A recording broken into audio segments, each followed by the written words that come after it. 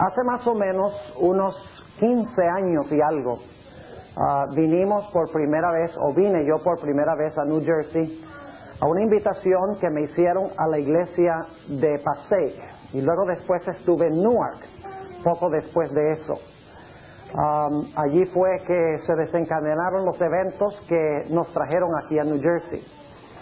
Pero allí en la iglesia de Newark tuve una presentación sobre los 144,000. Yo veo que el hermano, allá está, mi querido hermano está diciendo, sí, yo me acuerdo de eso.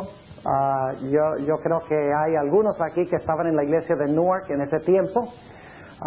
Y desde ese tiempo he estado estudiando este tema, obviamente mucho más intensamente. Y he desarrollado una serie de 15 temas sobre los 144,000. Y quiero compartir con ustedes una síntesis, o por lo menos los aspectos más importantes de este tema. Posiblemente se estén preguntando por qué razón el pastor Bohr va a hablar sobre un tema tan controversial y tan poco claro como el tema de los 144,000. Les quiero explicar al comenzar. Y es que yo creo que a la luz de los eventos que estamos viendo, incluyendo la conversión de este obispo y otros obispos de esta iglesia, al igual que de la iglesia de Dios, por lo que está pasando, yo creo que no tenemos ninguna duda de que el Señor Jesucristo está a las puertas. Yo quiero decirles, creo que esta generación en la cual estamos viviendo nosotros será la generación que verá la segunda venida de Jesús. No estoy fijando fecha, pero estoy diciendo que por los eventos que se están realizando, el Señor Jesucristo no va a tardar mucho.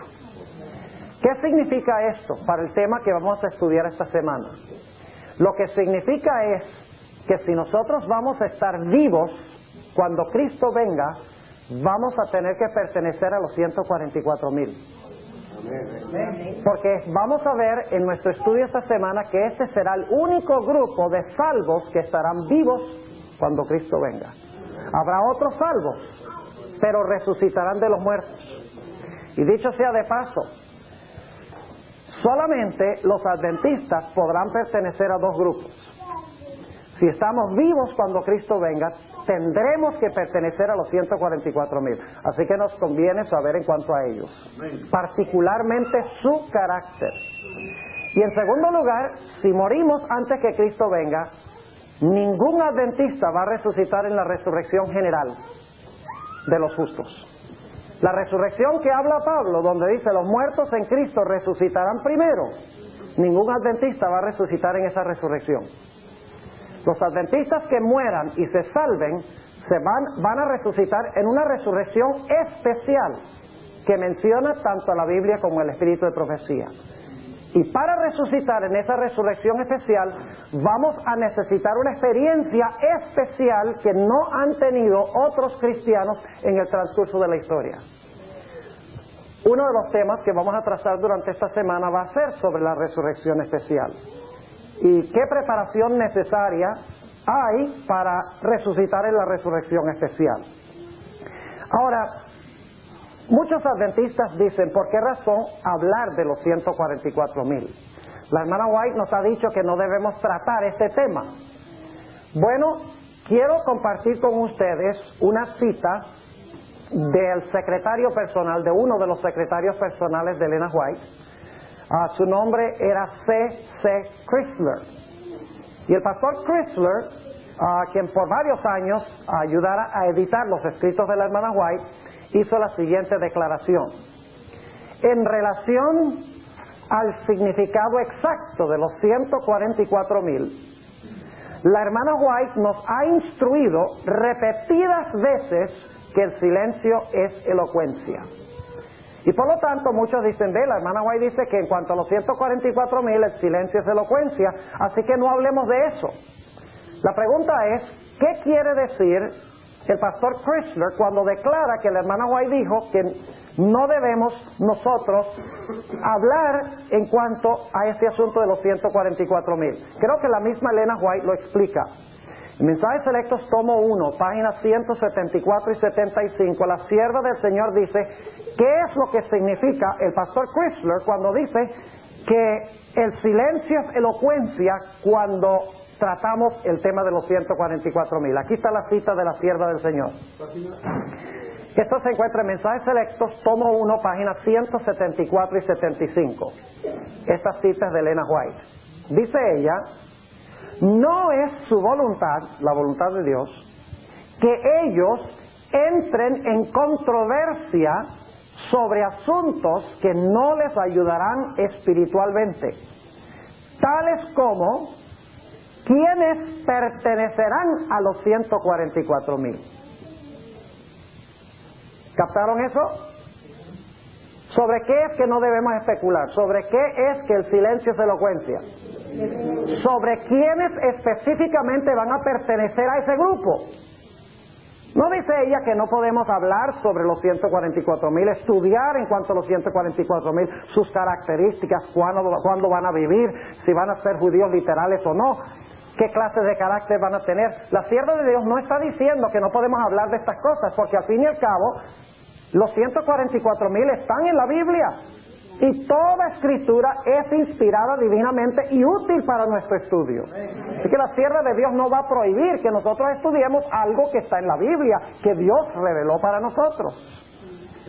Lo que quiere decir el pastor Chrysler en su comentario de que el silencio es elocuencia, la sierva de Dios lo explica diciendo que no debemos especular en cuanto a quiénes específicamente van a pertenecer al grupo de los 144,000. Yo no puedo decir Carlos Turcios queda descartado, porque yo sé muchas cosas de él, porque estudiamos juntos en Colombia. Ese no va a estar. Y él tiene muchas cosas también que contar en cuanto a mí, porque hace años nos conocemos. Yo no puedo decir el hermano tal o la hermana tal van a pertenecer o no van a pertenecer, pero sí puedo saber cuándo van a vivir los 144,000, qué carácter van a tener, si el número es literal o simbólico, etcétera. Ahora quiero leer otra cita del Espíritu de Profecía que se encuentra en Review and Herald, marzo 9 del año 1905.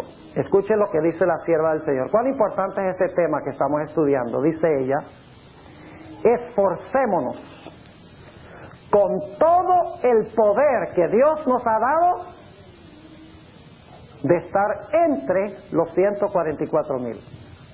Ahora, si no debemos estudiar el tema de los 144,000, ¿cómo nos vamos a esforzar para estar entre ellos? Obviamente la hermana White no está diciendo que no debemos estudiar este tema, está diciendo que no debemos especular sobre quiénes van a pertenecer a este grupo. Así que nuevamente dice, esforcémonos con todo el poder que Dios nos ha dado de estar entre los 144,000. Quiero que noten esa palabra, entre. La hermana White sabía muy bien el idioma inglés. Una de las preguntas, vamos a ver en un momento, que hace la gente sobre los 144,000 es si la hermana White va a pertenecer a los 144,000. La respuesta es no. La sierva de Dios jamás dice que va a estar entre los 144,000. Siempre dice que va a estar con los 144,000.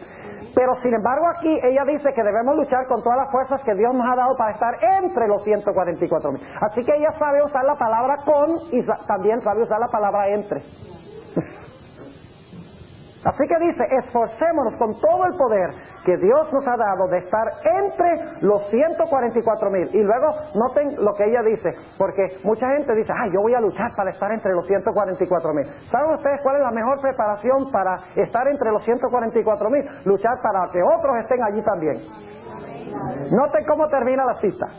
Esforcémonos con todo el poder que Dios nos ha dado de estar entre los 144,000 y hagamos todo lo que podamos para ayudar a otros a ganar el cielo. Gloria a Dios. Ahora, cuando hablamos de los 144,000, surgen muchas preguntas. Y quiero comenzar compartiendo con ustedes estas preguntas. Exactamente, ¿quiénes son los 144,000? ¿Cuándo van a vivir en este mundo los 144,000? ¿A dónde en este planeta van a vivir los 144,000? ¿Qué clase de carácter tendrán los que pertenezcan a los 144,000.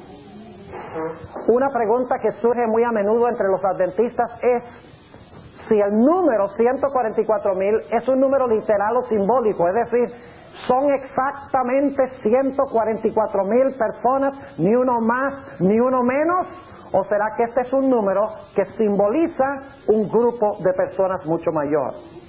Otra pregunta que surge es, ¿estará Elena G. de White entre los 144,000? Ya yo les respondí que no, pero en el transcurso de la semana vamos a presentar la evidencia del espíritu de profecía, al igual que de la Biblia, sobre este asunto.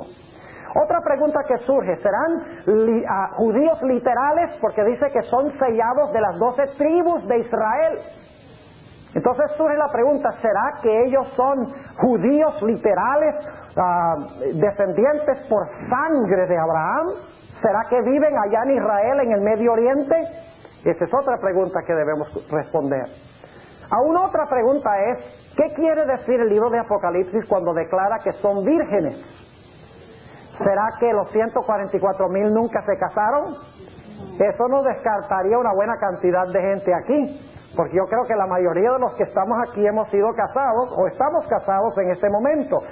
Si el hecho de que son vírgenes significa que nunca se casaron, entonces serán muy pocos de los que estamos aquí que podremos pertenecer a ese grupo. ¿Qué significa cuando la Biblia declara que son vírgenes? Ahora quiero compartir con ustedes que solo hay 2 pasajes bíblicos que mencionan específicamente el número 144,000. Esos 2 pasajes los vamos a estudiar, Dios mediante, en el tema de mañana en la mañana. Porque mañana en la mañana vamos a hablar sobre cuándo vivirán los 144,000 según la Biblia y el espíritu de profecía.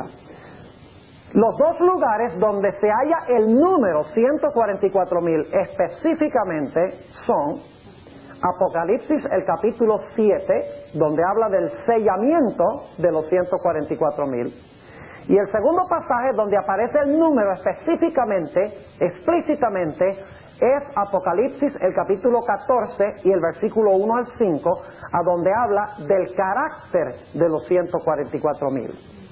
Ahora, no significa esto que esos son los únicos pasajes que tratan el tema sobre los 144,000. Porque hay muchos otros pasajes bíblicos que hablan de los 144,000 sin mencionar específicamente el número. Así que vamos a tomar tiempo también para mirar esos otros textos, esos otros pasajes donde se da el concepto de los 144,000 sin mencionar específicamente el número 144,000. Ahora, quisiera que nosotros estudiáramos este tema esta mañana desde una perspectiva un poquito distinta. Quisiera que nos remontáramos al periodo aproximadamente 1000 años después de la creación y 600 años aproximadamente antes del diluvio. Porque hay un individuo en la Sagrada Escritura que es un tipo o un símbolo o una ilustración de lo que serán los 144,000. Y ese individuo vivió, como mencioné, 1000 años después de la creación y 600 años antes que viniera el diluvio universal. Me estoy refiriendo específicamente a Enoc. Ahora, abran sus Biblias conmigo al libro de Apocalipsis, el capítulo 12, Apocalipsis el capítulo 12 y el versículo 17. Apocalipsis el capítulo 12 y el versículo 17. Yo quiero que ustedes noten ahora que la generación final que vivirá en este mundo tendrá 3 características principales. Aquellos que vivan hasta que Cristo venga, los 144,000, si ustedes quieren llamarlos así, tendrán 3 características sobresalientes. Noten Apocalipsis 12 y el versículo 17, donde encontramos 2 de estas características. Dice en el versículo 17, entonces el dragón fue airado contra la mujer y se fue a hacer guerra contra los otros, es decir, contra el remanente de la simiente de ella. Y ahora noten las 2 características que tiene el remanente final, contra los cuales va a hacer guerra el dragón. Dice en primer lugar que ¿qué? Guardan los mandamientos de Dios Característica número 1, guardan los mandamientos de Dios. ¿Y cuál es la segunda característica? Dice, tienen el testimonio de Jesucristo, que nosotros sabemos que es el don de profecía. Apocalipsis 19:10 y Apocalipsis 22:8 y 9 deja muy en claro que el testimonio de Jesucristo es el don de profecía. Es decir, Apocalipsis 12:17 dice que el remanente final tendrá dos características principales. Guardan los mandamientos de Dios y tienen el testimonio de Jesucristo. Ahora vayamos a Apocalipsis 14:12, a donde se presenta una tercera característica del remanente final. Quiero que noten el contexto de Apocalipsis 14:12. Inmediatamente antes de esto tenemos los mensajes de los tres ángeles, culminando en el tercer mensaje, a donde se advierte en contra de la bestia, su imagen y su marca. Y luego, después que Dios describe a los que adoran la bestia, a los que adoran su imagen, los que reciben la marca, ahora Dios presenta un grupo que está en contraste con ese grupo. Noten Apocalipsis 14 y el versículo 12. Dice, aquí está la paciencia de los santos. Aquí están, luego se repite lo mismo que vimos en el versículo 17 del capítulo 12. Aquí están los que guardan, ¿qué cosa? Los mandamientos de Dios, y ahora se agrega otro detalle. ¿Qué cosa? Y la fe de Jesús. Tres características presenta la Biblia del remanente final. 1, guardan los mandamientos de Dios. 2, tienen el testimonio de Jesucristo. 3, tienen la fe de Jesús. Mandamientos, testimonio de Jesús y la fe de Jesús.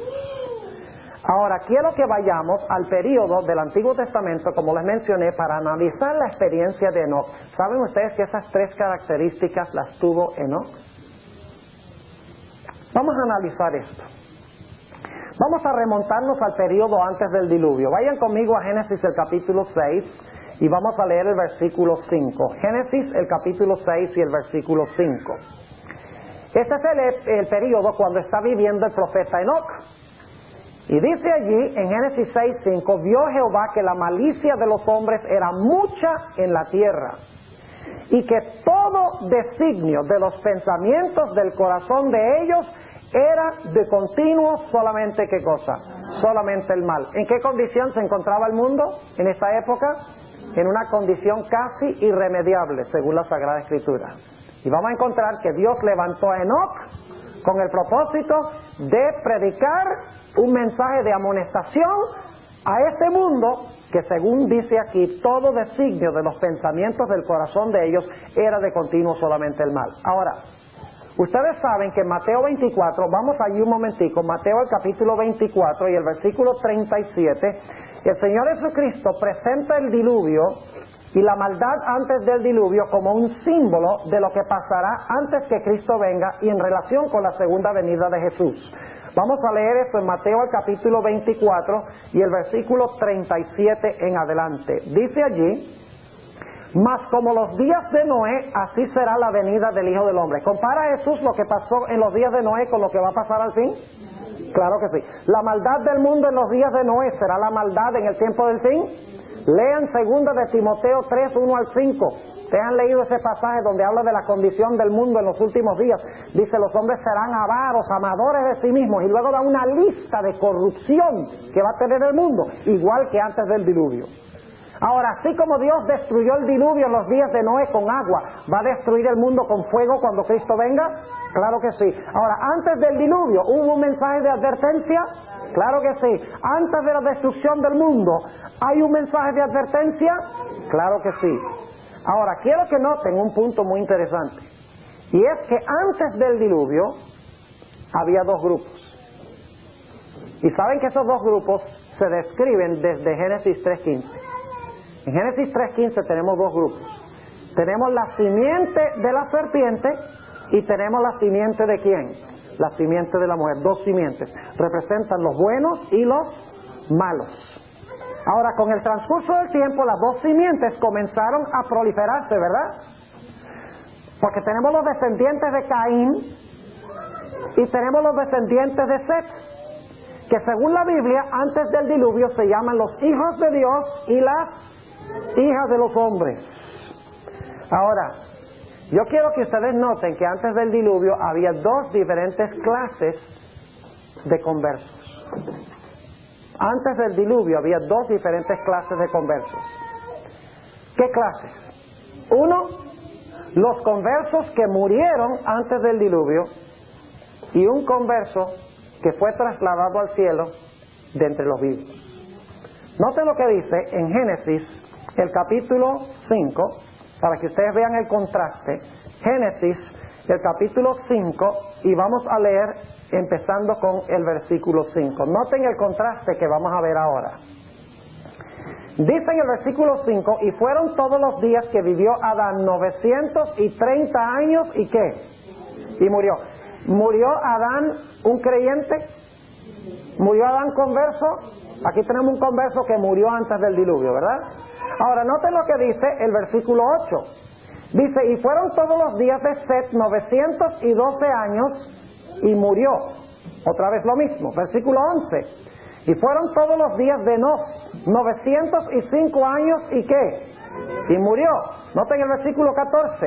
Y fueron todos los días de Cainán 910 años, y murió.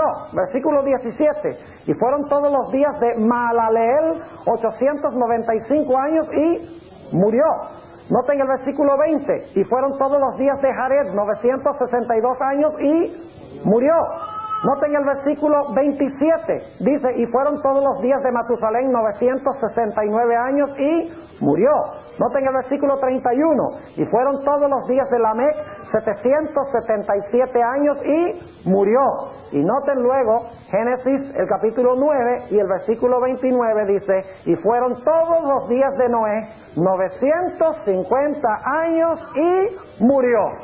¿Cuál es la primera clase de conversos antes de la destrucción por el diluvio?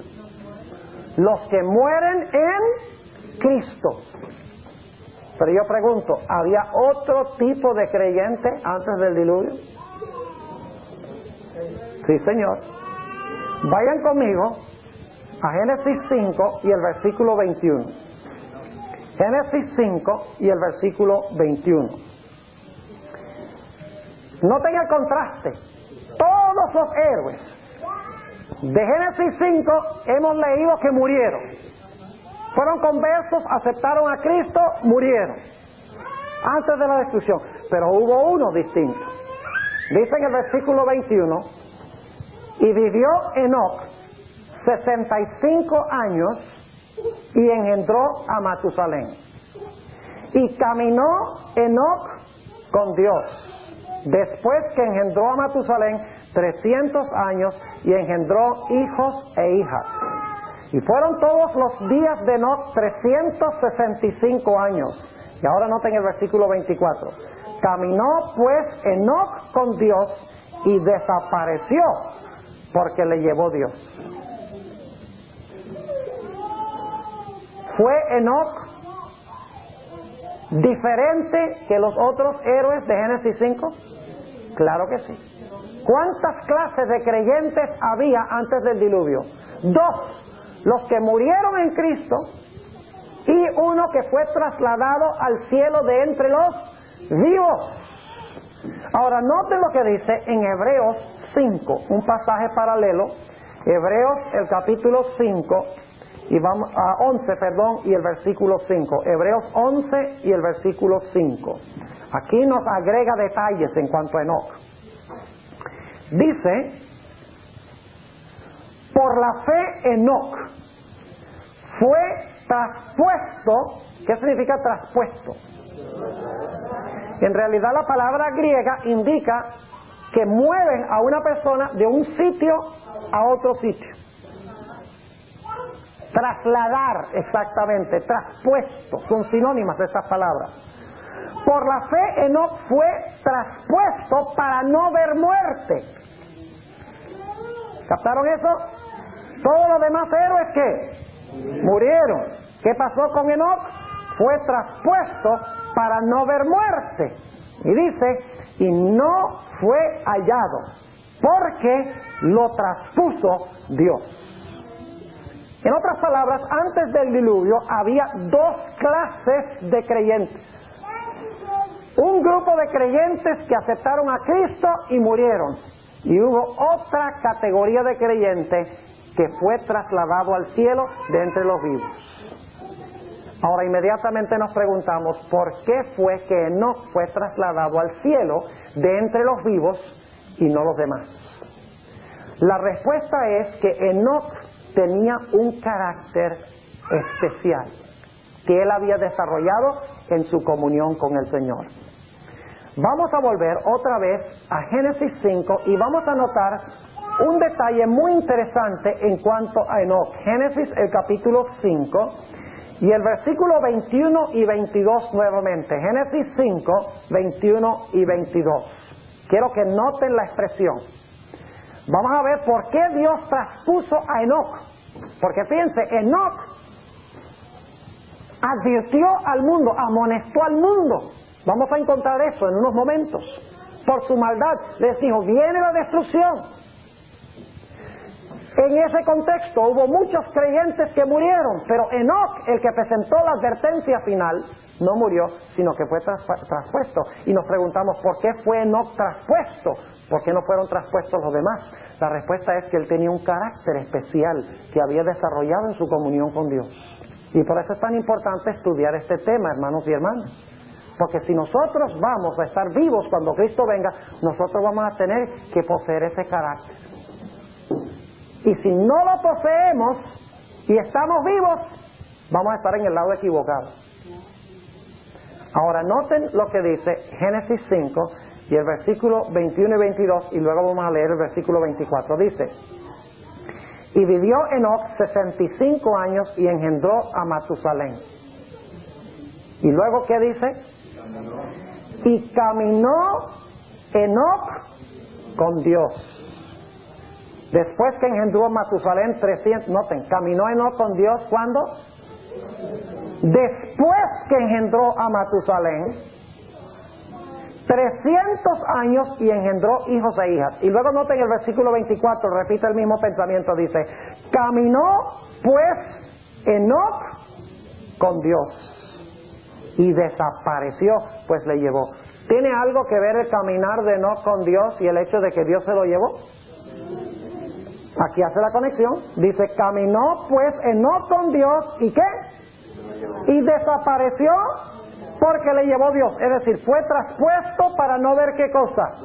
Para no ver muerte. Ahora, ¿qué significa esto? Cuando dice que caminó con Dios después que engendró a Matusalén. Caminó con Dios 300 años. ¿Acaso no caminó con Dios antes? No en el mismo sentido. Escuchen lo que dice la sierva del Señor en Patriarcas y Profetas, página 71. Ella comenta qué quiere decir esto. Saben que no es posible en realidad entender plena y totalmente el amor de nuestro Padre Celestial, al menos que nosotros hayamos tenido hijos. Sí, no es posible conocer a plenitud la actitud que tiene nuestro Padre Celestial para con nosotros, al menos que nosotros hayamos tenido la experiencia de tener hijos.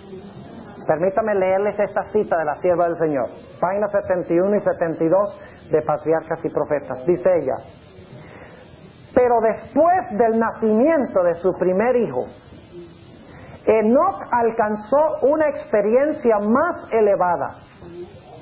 Fue atraído a más íntima relación con Dios. Comprendió más cabalmente sus propias obligaciones y responsabilidades como hijo de Dios. Cuando conoció el amor de su hijo hacia él y la sencilla confianza del niño en su protección, cuando sintió la profunda y anhelante ternura de su corazón hacia su primogénito, aprendió la preciosa lección del maravilloso amor de Dios hacia el hombre manifestado en la dádiva de su Hijo y la confianza que los hijos de Dios podían tener en el Padre Celestial. Ahora, ¿qué significa esto? Que Enoc caminó con Dios. ¿Saben ustedes que en el Antiguo Testamento prácticamente cada vez que aparece la expresión caminar con Dios, porque aparece muchas veces en el Antiguo Testamento, casi siempre va conectado con guardar los mandamientos de Dios? Quiero darles varios ejemplos, porque la generación final va a guardar los mandamientos, ¿verdad? Ahora, Enoc caminó con Dios. ¿Qué significa eso, caminar con Dios? Vamos a ver qué dice la Biblia. Vayan conmigo a Deuteronomio 10. Deuteronomio 10. Dicho sea de paso, Deuteronomio es escrito por el mismo Moisés que escribió el libro de Génesis. Deuteronomio capítulo 10 y el versículo 12 y 13. Deuteronomio 10, 12 y 13. Noten las palabras sinónimas que se usan aquí. Dice allí: ahora pues, Israel, ¿qué pide Jehová tu Dios de ti? Sino que temas a Jehová tu Dios. Y ahora viene la misma palabra hebrea, se traduce no caminó, sino ¿qué cosa? Andar. Cuando usted encuentra la palabra andar, es la misma palabra hebrea. Dice que temas a Jehová tu Dios, que andes en todos sus caminos, y que lo ames, y que sirvas a Jehová tu Dios con todo tu corazón y con toda tu alma. ¿Y luego qué dice? Que guardes los mandamientos de Jehová. ¿Cuál es una de las características de la generación final que será trasladada al cielo de entre los vivos? ¿Guardan qué cosa? Los mandamientos de Dios. Noten los sinónimos. Dice que temas a Jehová tu Dios, que andes en sus caminos. No se traduce camines en todos sus caminos, porque camines en sus caminos es redundante. Entonces, es que andes en sus caminos, y que lo ames, y que lo sirvas con todo el corazón y con todo el alma, y que guardes los mandamientos de Jehová y sus estatutos, que yo te prescribo hoy para que hayas bien. ¿Qué significa andar con Dios? Significa guardar los mandamientos de Dios. Por amor, significa temerle, amarle y servirle con todo el alma y con todo el corazón. Note lo que dice el Salmo 78 y el versículo 10. Salmo 78 y el versículo 10. La misma palabra hebrea, andar o caminar. Dice allí en el Salmo 78 y el versículo 10, hablando del pueblo de Israel, el pueblo de Israel dice: no guardaron el pacto de Dios, ni quisieron ¿qué cosa? Andar en su ley. Noten que caminar se conecta con guardar ¿qué? La ley. No quisieron caminar en su ley. Así que ¿cómo es que caminamos con Dios? Caminamos con Dios guardando su santa ley, según dice aquí. Noten el Salmo 119 y el versículo 1. Salmo 119 y el versículo 1. La misma palabra hebrea. Nosotros los adventistas, cuando estudiamos la Biblia, la estudiamos con el principio de que debemos comparar un texto con otro texto. ¿No es así? Cuando tenemos una palabra en Génesis, debemos ver el uso de esa palabra en el resto de la Biblia para entender qué significa andar o caminar. Está bien, Enoc caminó con Dios, pero ¿qué es caminar con Dios? Significa andar en sus mandamientos, andar en sus leyes, por amor a Él, por reverencia a Él. Noten el Salmo 119 y el versículo 1. Dice: bienaventurados los perfectos de camino, los que ¿qué?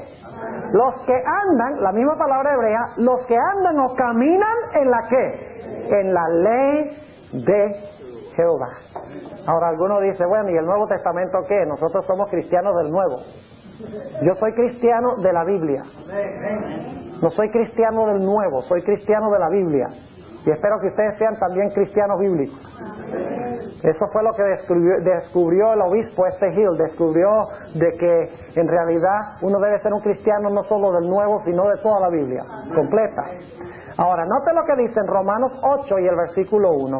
Romanos 8 y el versículo 1, sobre lo que significa caminar o andar. Romanos 8 y el versículo 1 dice: ahora pues ninguna condenación hay para los que están en Cristo Jesús. ¿Los que no qué?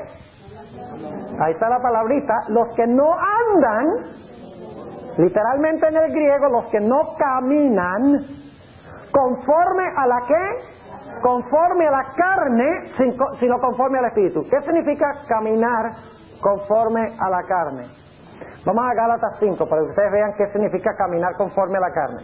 Gálatas 5, 19 al 21. El apóstol Pablo ahora va a definir qué significa caminar en la carne.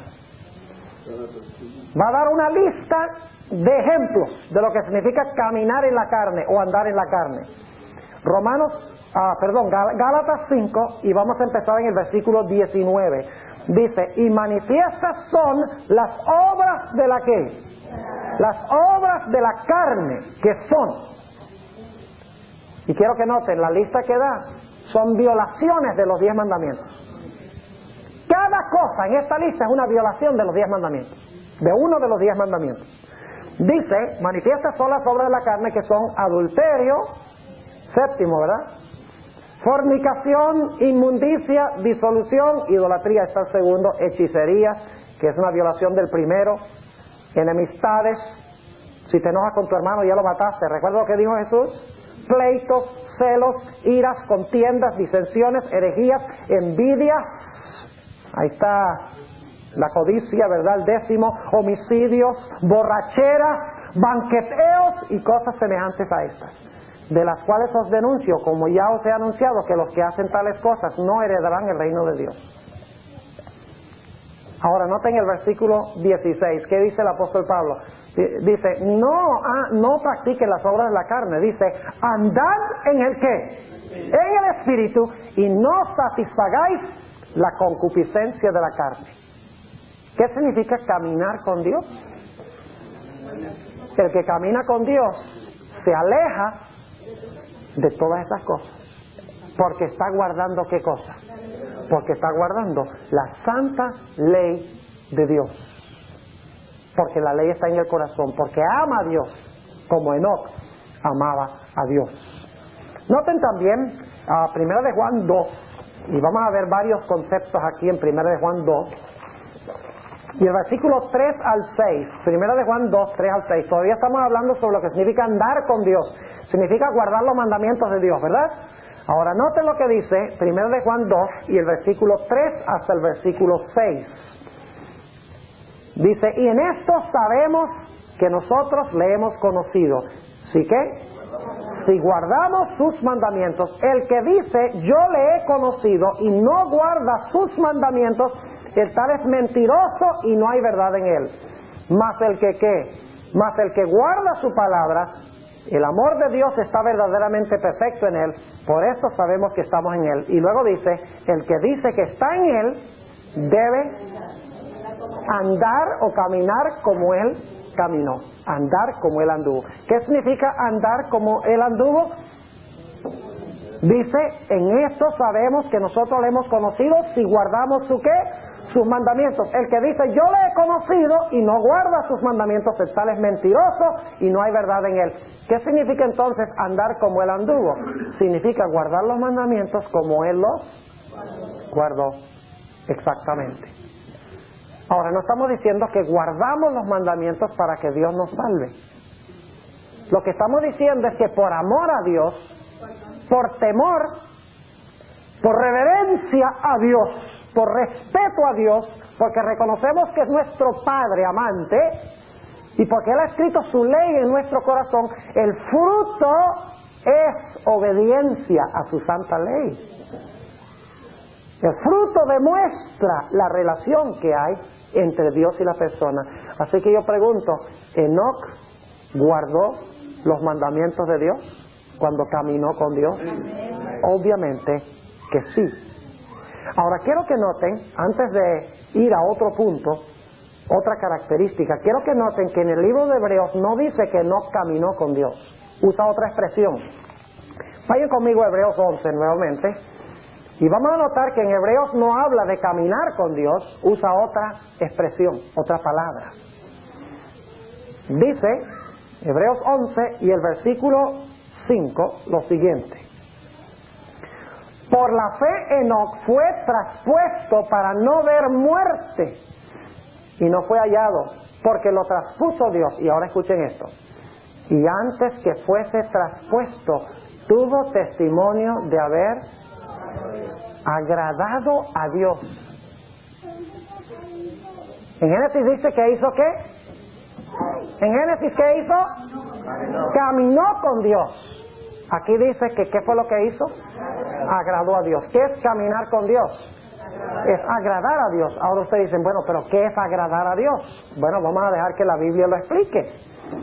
Vayan conmigo a 1 de Juan 3 y el versículo 22. 1 de Juan, el capítulo 3 y el versículo 22. Vamos a ver qué es agradar a Dios. ¿Qué es lo que agrada a Dios? 1 de Juan 3:22 dice: y cualquier cosa que pidiéremos la recibiremos de Él. ¿Por qué qué? Porque guardamos sus mandamientos, y ahora escuchen, y hacemos las cosas que son agradables delante de Él. ¿Qué significa agradar a Dios? Porque guardamos sus mandamientos y hacemos las cosas que son ¿qué? Agradables delante de Él. Es decir, Enoc caminó con Dios, que ya hemos leído varios textos que dicen que eso es guardar los mandamientos de Dios. Y aquí vemos que agradar a Dios, que es lo que dice Hebreos, también significa ¿qué cosa? Guardar los mandamientos de Dios. Ahora noten Juan 8 y el versículo 29. Juan 8:29 está hablando de Jesús. Vamos a ver qué clase de vida llevaba Jesús. Sobre esta misma expresión, agradar a Dios. Romanos 8:29. Juan. Sí, Juan 8:29. El cerebro está pidiendo sueño. Juan 8 y el versículo 29. Dice en cuanto a Jesús lo siguiente: porque el que me envió conmigo está, y no me ha dejado solo el Padre. ¿Por qué el Padre no lo dejó solo? Porque yo lo que a Él agrada hago siempre. Agradar tiene que ver con lo que hacemos. ¿Tiene que ver con lo que hacemos agradar? Claro que sí. Tiene que ver con obedecer la ley de Dios. Ahora note lo que dice en Romanos 8 y el versículo 7 y 8. Romanos 8 y el versículo 7 y 8. Sobre este mismo punto, agradar. Recuerden que leímos Romanos 8:1, donde dice: ahora pues ninguna condenación hay para los que están en Cristo Jesús, los que no caminan conforme a la carne, sino conforme al Espíritu. Ahora, con eso en mente, noten lo que dice Romanos 8 y el versículo 7 y 8. Por cuanto la intención de la carne es enemistad contra Dios, porque no se sujeta a la ley de Dios, ni tampoco puede. Así que los que están en la carne no pueden agradar a Dios. Es decir, andar conforme a la carne significa no agradar a Dios. Entonces yo pregunto, la primera característica que tuvo Enoc, ¿cuál fue? El hecho de que guardaba los mandamientos de Dios porque le encantaba ¿qué? Le encantaba agradar a Dios. Eso es diferente que guardar los mandamientos porque, bueno, es mi obligación. O sea, yo hago ciertas cosas en mi casa que a mí no me gusta hacer. Por ejemplo, todos los jueves que yo estoy en la casa, a mí me toca limpiar los baños. Sí, señor. Yo sé que a ella no le gusta hacerlo, entonces yo lo hago. Y entonces cuando yo me doy cuenta que ella no tiene que hacerlo, está contenta, estoy alegre, entonces yo estoy alegre también. Yo pregunto, ¿hay ciertas tareas que tenemos que cumplir por Jesús que son desagradables? Sí, señor. ¿Por qué ustedes creen que cuando un mártir estaba en una estaca y lo rodearon de leña y le prendieron fuego, que eso, ¡ay, qué sabroso! Hay ciertos deberes que son desagradables. ¿Pero por qué lo hacemos? Porque queremos agradar a Dios. Esa es la forma en que Enoc guardó los mandamientos de Dios. Decía, yo quiero complacer a mi Padre Celestial. Yo quiero complacer a mi esposo espiritual. Yo quiero hacerle feliz. Y cuando yo le obedezco, Él se alegra y se contenta tanto y dice, mira mi siervo Enoc, qué buen hombre es. Y lo exhibe ante el universo, ante el mundo. Eso es lo que quiere decir esto, que Enoc caminó con Dios. Enoc agradó a Dios. Yo pregunto, al final de la historia, ¿tendrá Dios un pueblo que guarda los mandamientos de Dios?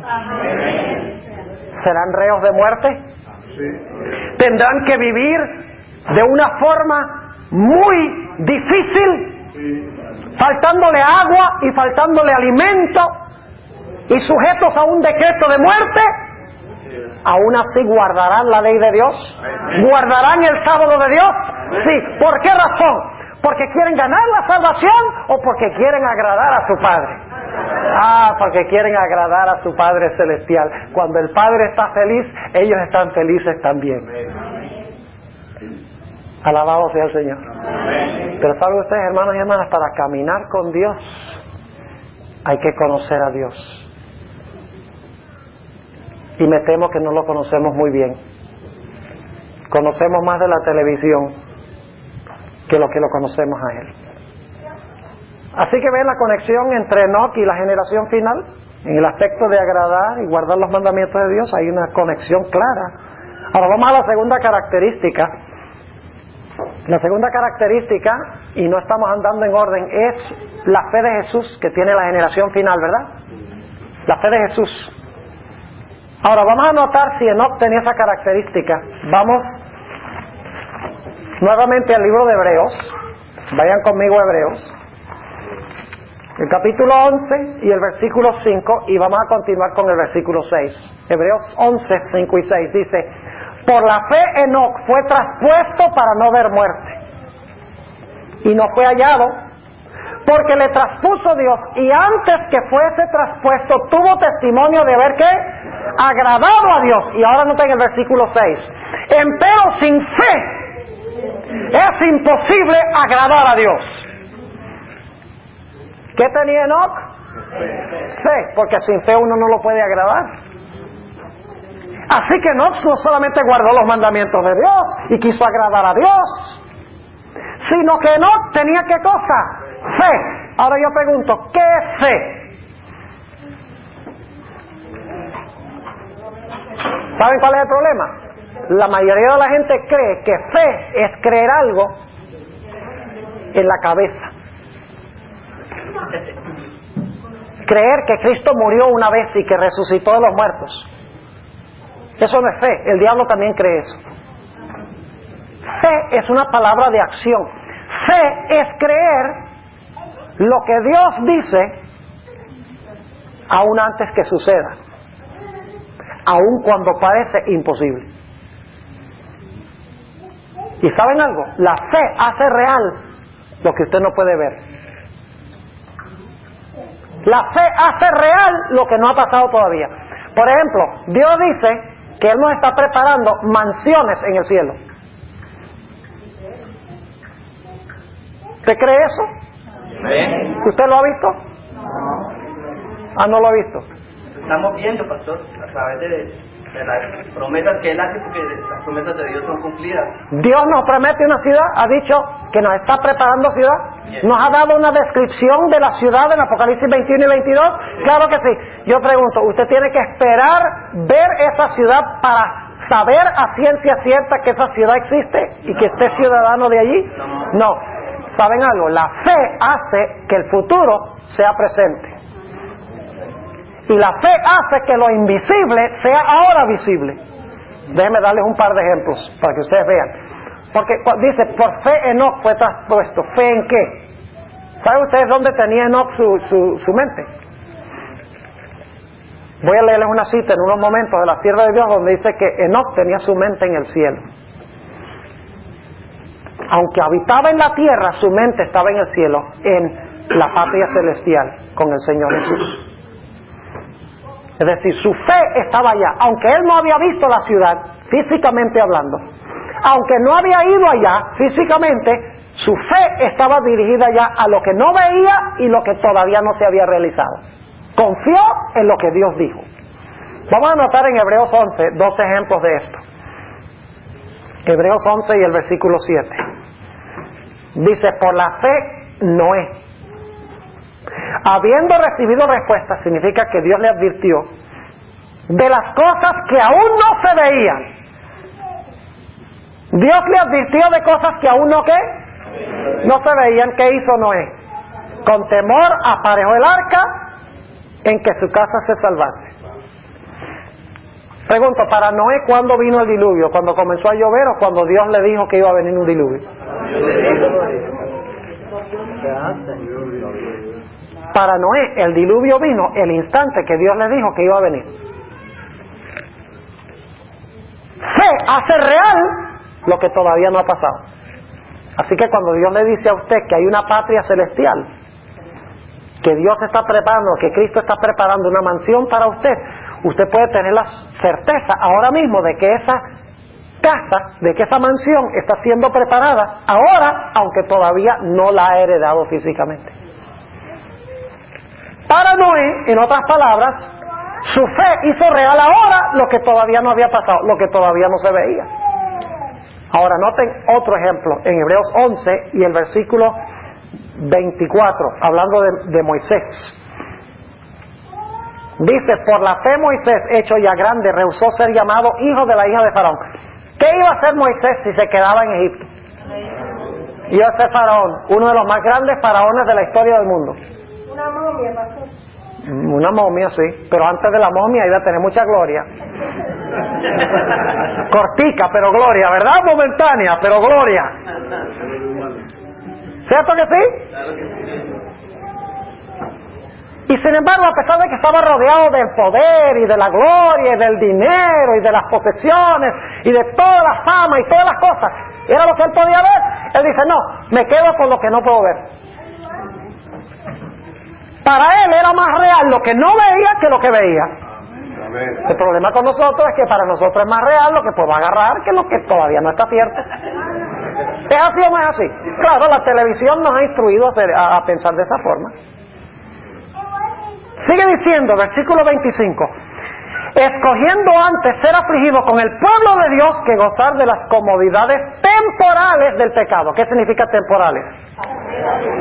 Temporales significa que están atadas a este tiempo presente.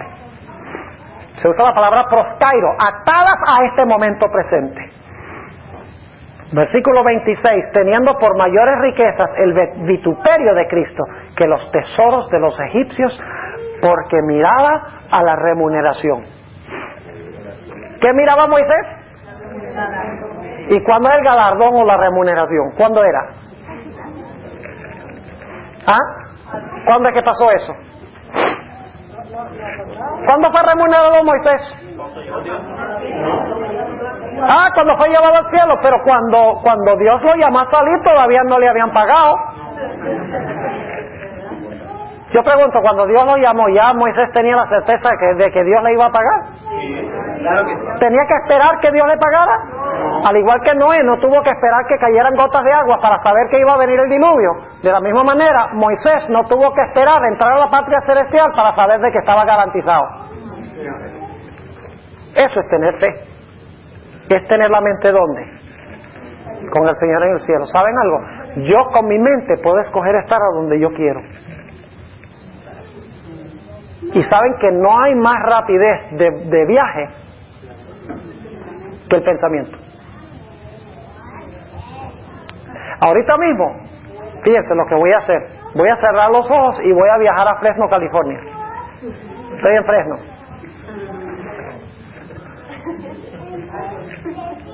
Oh, tengo que regresar. Estoy otra vez aquí en New Jersey. Ah, un momentico. Ahora voy a irme para la patria celestial. Ah, ya estoy. Ahí está el mar de vidrio, el trono de Dios. ¿Por qué creen ustedes que Dios nos da una descripción de la ciudad? ¿De adorno? No, porque Él quiere que nosotros tengamos esa certeza de lo que no vemos. Si Él dice que está, está. Es más seguro que viéndolo. ¿Ahora entienden cuál fue la fe de Enoc?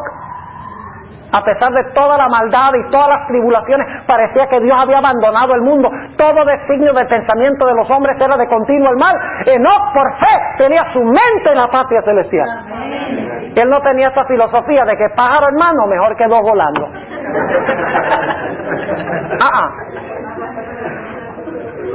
Y hay una expresión en inglés donde algunos dicen, you're so heavenly minded, you're no earthly good.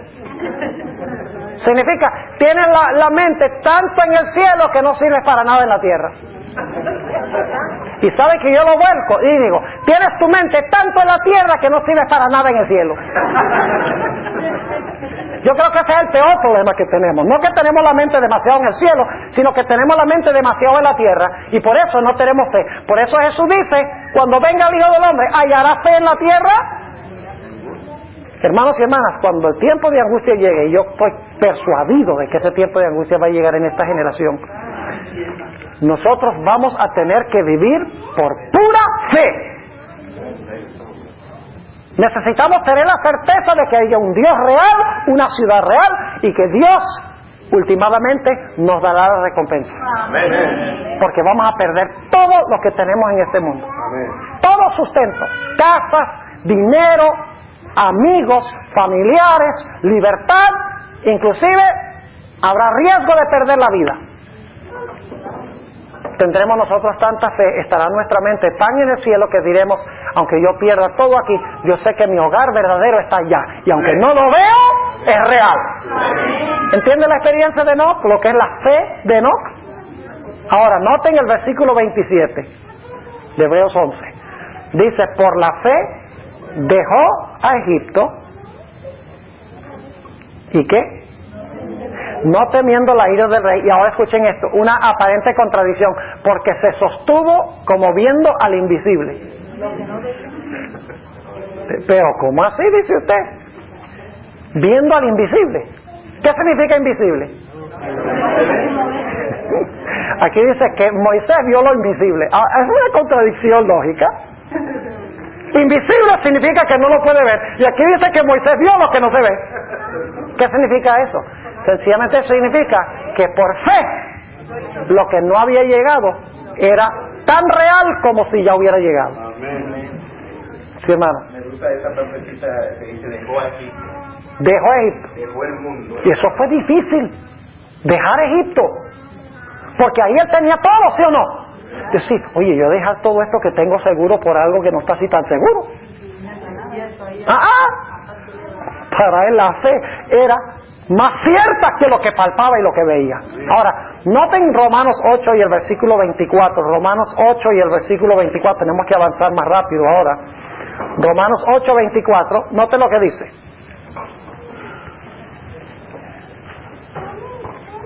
¿Cuántos de ustedes tenían esperanza de que yo volviera algún día a New Jersey? ¿Cuántos ahora tienen esperanza de que yo vuelva algún día a New Jersey? Usted no necesita esperanza, yo estoy aquí. Ahora, la razón por la cual digo eso es por lo que vamos a leer ahora. Noten Romanos 8, 24. Dice, porque en esperanza somos salvos, mas la esperanza que se ve no es esperanza. Porque lo que alguno ve, ¿a qué esperarlo?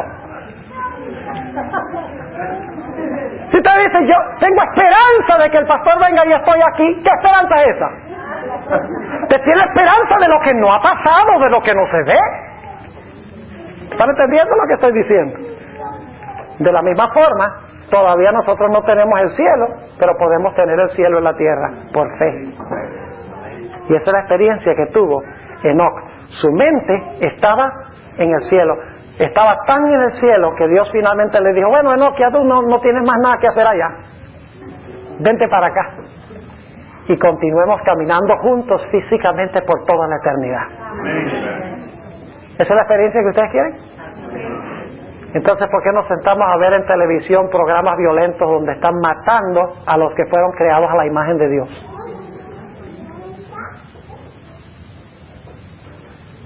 De repente hubo un silencio sepulcral.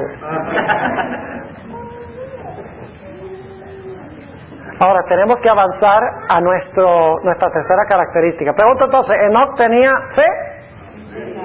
¿La misma fe que tendrá la generación final? Sí. ¿Enoc andó con Dios, agradó a Dios, guardó los mandamientos de Dios? ¿La generación final hará lo mismo? Ahora, ¿qué diríamos nosotros del testimonio de Jesucristo? ¿Será que Enoc tenía el testimonio de Jesucristo? Sí. Vayan conmigo al libro de Judas. ¿Saben ustedes que Enoc fue el primero que tuvo el testimonio de Jesucristo en la historia? El primer profeta, tenía el testimonio de Jesucristo. Nota lo que dice en el libro de Judas 14 y 15. Judas 14 y 15. Y está hablando aquí de la generación antes del diluvio y también los que van a vivir antes de la segunda venida. Está combinando los dos grupos porque sus características son semejantes, son similares. Dice en el versículo 14, de los cuales también profetizó Enoc. ¿Qué hizo Enoc? Profetizó. ¿Qué significa profetizó? Que era un ¿qué? Un profeta. Séptimo desde Adán diciendo, he aquí el Señor es venido con sus santos millares a hacer juicio contra todos y a convencer a todos los impíos de entre ellos tocante a todas sus obras de impiedad que han hecho impíamente y a todas las cosas duras que los pecadores impíos han hablado contra él. Pregunto, ¿tenía Enoc el don de profecía? Sí. ¿La generación final tendrá el don de profecía? Sí. Claro que sí. Ahora, noten lo que dice la sierva de Dios en Patriarcas y Profetas, páginas 72 y 73. Dice ella en la página 72, Enoc poseía una mente poderosa, bien cultivada y profundos conocimientos. Dios le había honrado con revelaciones especiales. Y luego noten la expresión que usa la sierva de Dios, la expresión precisa. Dice la página 73, por medio de santos ángeles, Dios reveló a Enoc su propósito de destruir al mundo mediante un diluvio. Y también le hizo más manifiesto el plan de la redención. Y ahora escuchen esto. Mediante el espíritu de profecía, lo llevó a través de las generaciones que vivirían después del diluvio y le mostró los grandes eventos relacionados con la segunda venida de Cristo y el fin del mundo. ¿Qué le dio Dios a Enoc? ¿Qué expresión usa la sierva del Señor? Le dio el espíritu de ¿qué? El espíritu de profecía. Ahora, ¿para qué fue el espíritu de profecía? ¿Por qué le dio Dios el espíritu de profecía? Para amonestar al mundo, para que el mundo pudiera prepararse para el evento que iba a realizarse, el diluvio. ¿Por qué ha dado Dios el testimonio de Jesucristo a su iglesia en los últimos días?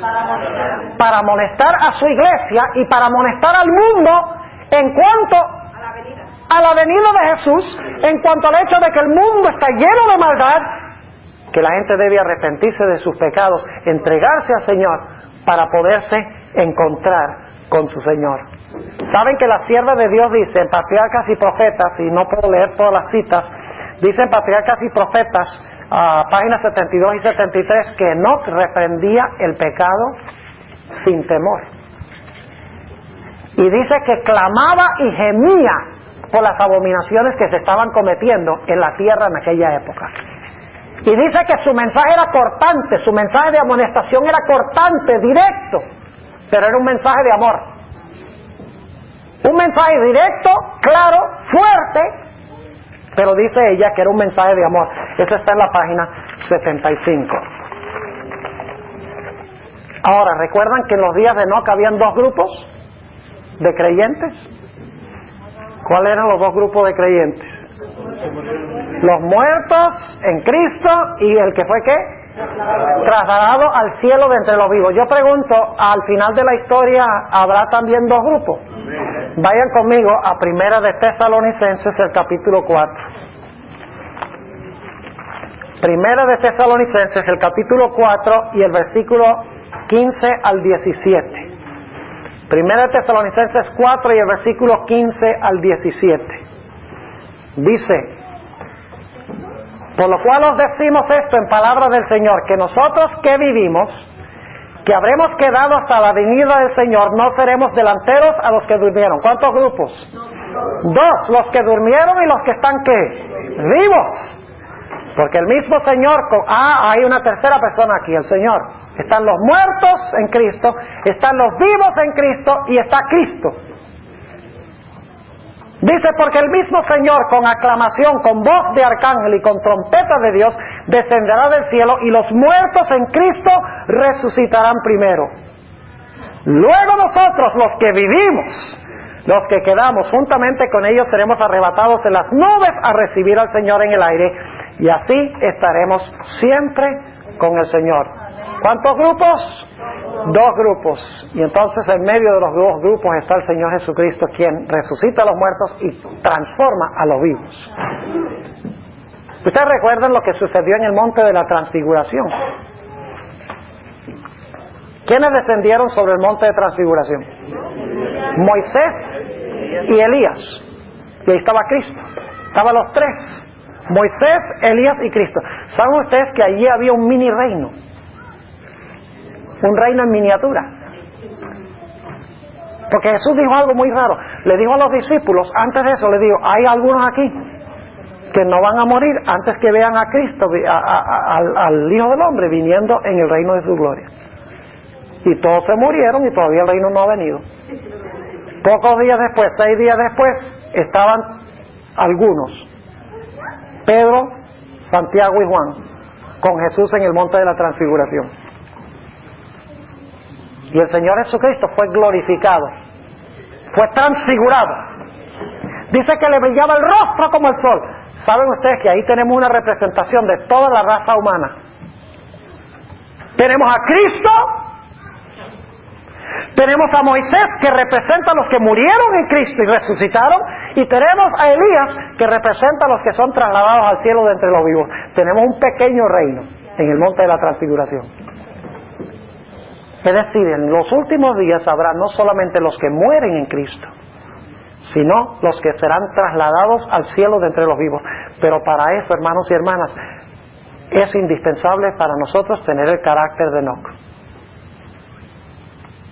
Caminar con Dios y agradar a Dios por amor a Él. Tener esa fe inquebrantable en aquello que no vemos, en aquello que no ha llegado todavía, y obedecer lo que nos da el testimonio de Jesucristo, apartarnos del pecado. Saben, hermanos y hermanas, que si nosotros pudiéramos captar solo un vistazo del cielo, no quisiéramos nunca volver acá. Déjenme leerles un par de citas aquí del Espíritu de Profecía, la página 291 de Eventos de los Últimos Días. Dice la sierva del Señor, escuchen esto, página 291, Eventos de los Últimos Días. Dice ella: las palabras son demasiado pobres para intentar una descripción del cielo. Siempre que se vuelve a presentar ante mi vista el espectáculo, me anonada de admiración. Arrobada por el insuperable esplendor y la excelsa gloria, dejo caer la pluma exclamando: ¡oh, qué amor! ¡Qué maravilloso amor! El lenguaje más exaltado no bastaría para describir la gloria del cielo ni las incomparables profundidades del amor del Salvador. En otra ocasión, la sierva de Dios dijo: el lenguaje humano no alcanza a describir la recompensa de los justos. Solo la conocerán quienes la contemplen. Ninguna inteligencia limitada puede comprender la gloria del paraíso de Dios. Y luego dice lo siguiente: si pudiéramos tener, aunque fuera un vistazo de la ciudad celestial, nunca desearíamos morar nuevamente en la tierra. El problema es que nuestros ojos no están allá, están aquí, y por eso no anhelamos el hogar celestial. Cosas que ojo no vio, ni oído yo, ni ha entrado en la imaginación del hombre, son aquellas que Dios ha preparado para aquellos que le aman. ¿Saben ustedes, hermanos? Yo viajo mucho. Los últimos 2 meses he viajado, pero me parece que he estado por fuera de la casa casi todo el tiempo. Casi nunca puedo llevar a mi esposa. Y a veces cuando estoy por fuera llego al punto donde estoy tan hastiado. Pero lo hago porque siento que el Señor me está llamando a hacerlo. Pero al mismo tiempo me siento hastiado y digo: oh, yo quiero ir a mi casa y quiero quedarme en mi casa. Estoy cansado de viajar. Saben que esa debe ser nuestra reacción también. Debemos estar cansados de ser peregrinos en este mundo. Y debemos querer volver al hogar perdido para estar con Jesús. Solamente cuando eso suceda, nos llevará Jesús allá. Porque si estamos anclados aquí, nos gusta mucho lo que está acá, Cristo va a decir, no, si yo los traigo para acá no van a estar contentos, aquí no hay McDonald's. No, aquí no hay televisión. No, aquí no hay eso.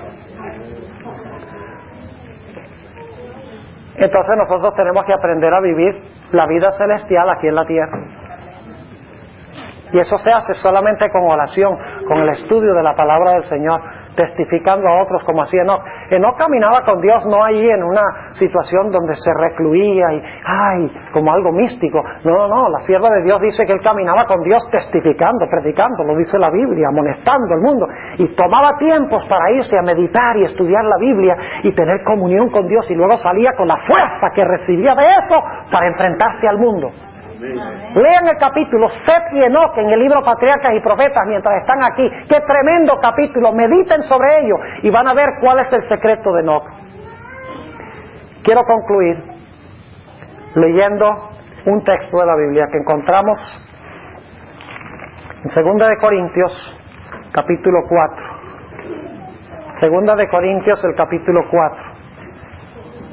Y es hora, pero estoy robando un poquito de minutos porque al principio me paré 20 minutos tarde.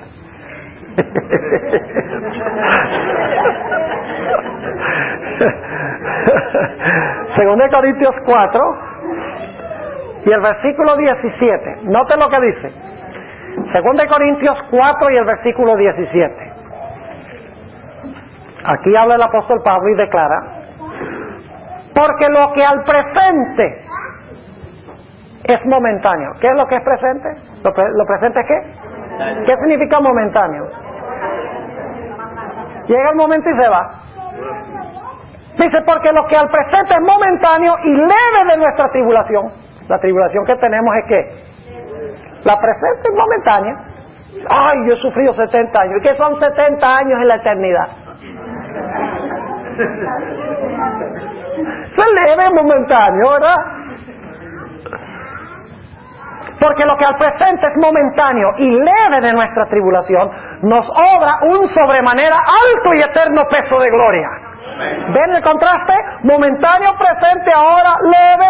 De lo que viene ahora es eterno y es glorioso. Versículo 18. Dice, ahora escuchen esto, otra vez esa aparente contradicción. Dice, no mirando nosotros a las cosas que se ven, sino a las que no se ven. ¿Cómo usted puede mirar lo que no se ve? Dice, no debemos mirar lo que se ve, sino lo que no se ve. Y luego dice, ¿por qué razón? Dice, porque las cosas que se ven son temporales, mas lo que no se ve es eterno. ¿Sabe usted que el cielo es más real que lo que vemos y lo que tocamos aquí ahora, según este texto?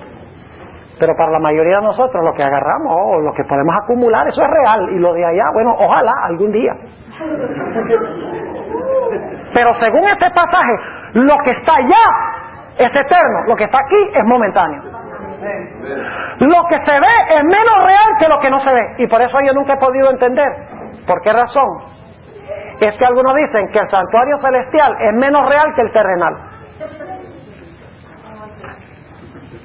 Dice que el terrenal era una sombra del celestial. Ahora, yo creo que una sombra es menos real que la realidad que la proyecta. ¿Ves? Yo estoy parado, el sol me está brillando atrás, estoy proyectando una sombra. Usted viene caminando. ¿Y qué pasa cuando choca con la sombra? Nada, porque la sombra es una sombra, nada.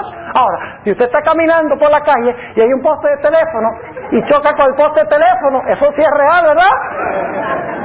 El poste es real y la sombra es solo una sombra.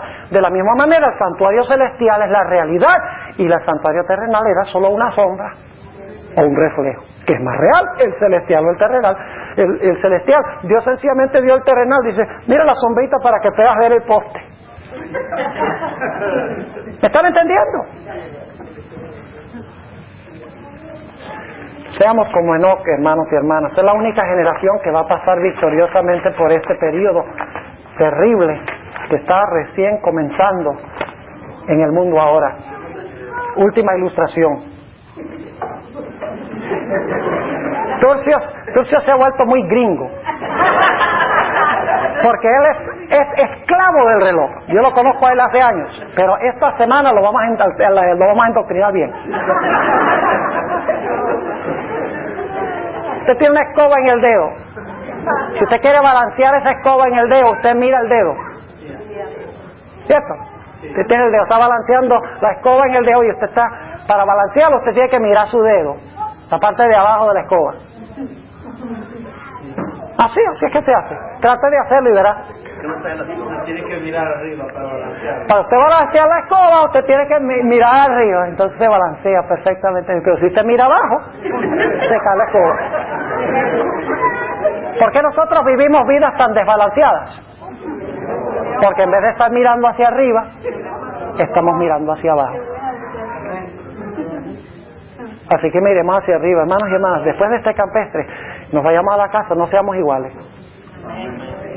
No seamos esclavos de la televisión, de los videos, del entretenimiento, que no edifica la mente, no fortalece nuestra fe en lo que viene. No nos lleva a querer agradar a Dios obedeciendo su ley. No nos lleva a estudiar el testimonio de Jesucristo. El Espíritu decía, si vamos a estar en esta generación, vamos a tener que regresar y desarrollar una experiencia que no hemos desarrollado hasta ahora. Oremos. Padre, te damos gracias por habernos hablado esta mañana. Queremos ser, Señor, como Enoc. Queremos tener nuestra mente tanto en el cielo con Jesús, que Jesús nos diga, ven y continuemos caminando por toda la eternidad juntos aquí en la patria celestial. Gracias por habernos acompañado, Señor, y gracias por escuchar nuestra oración y por responderla en el nombre de Jesús. Amén. Amén.